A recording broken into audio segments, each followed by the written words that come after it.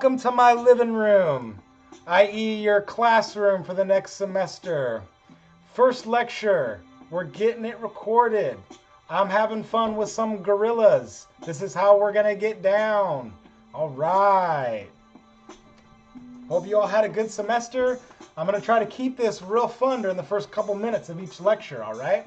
I also want to tell you I got this funky Michael Jackson half glove going on. It's for my tablet, my document writer, all right? So if you see this is normal. This is how I'm keeping it real. Okay, let's get it started. Okay, awesome. So what I have here are our lecture slides, all right? And I'm going to be filling in information as we go.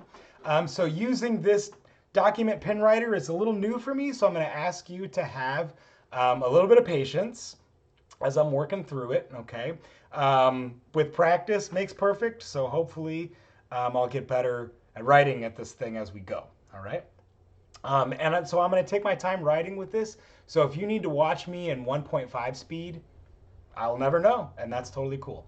So let's get it going. So I want to talk about units. Units are going to make everything in this course. And if there's ever a time when we don't remember an equation, we don't remember how to solve a problem, the unit analysis has to work. Even through some complex integral or derivative, the unit analysis still has to work. Okay, so let's go through this. So let's remember a Newton, the SI, right, is a kilogram meter per second squared. Okay, so let's write that down. Let's see how this goes.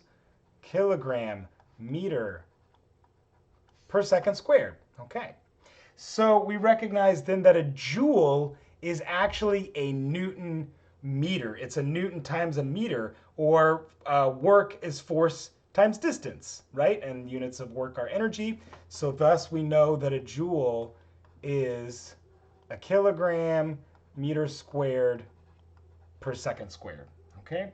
We know a watt is a unit of power, joule per second, or we could say a kilogram meter squared per second cubed.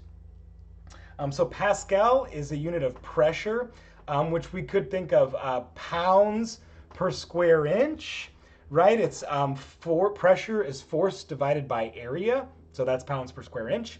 But in our SI units, that's going to end up being, of course, a Newton per square meter. So because that's a Newton per square meter, that's going to make it a kilogram per meter second squared. Okay. So an amp, we're not going to quite get into so much electrochemistry, but it's still an important unit to talk about. So that's a rate of charge. So that is a coulomb per second. And of course, what's a coulomb? So I'm going to cheat here and just say a coulomb is an amp times second, right? You could do the algebra to see how that works. And a coulomb is a unit of charge, okay?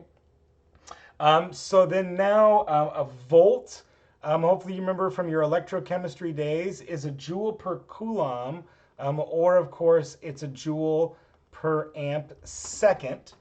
So we're not going to use volts as much as we're going to use electron volts. Electron volts will be one of our fundamental units of energy. Okay, it is a unit of energy, or it can be at least.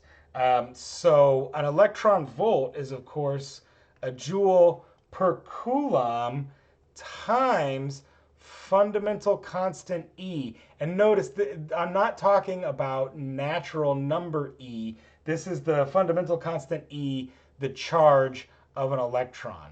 Okay, so that equals, so let's say 1 eV equals a joule per coulomb times, and that value of E, if you recall, that's 1.602 times 10 to the minus 19 coulomb, and so that can be plus or minus, right? An electron is negative 1.602 by 10 minus 19. Proton is positive that value. But all the same, you can see with the unit analysis, this means 1 electron volt is 1.602 times 10 to the minus 19 joules.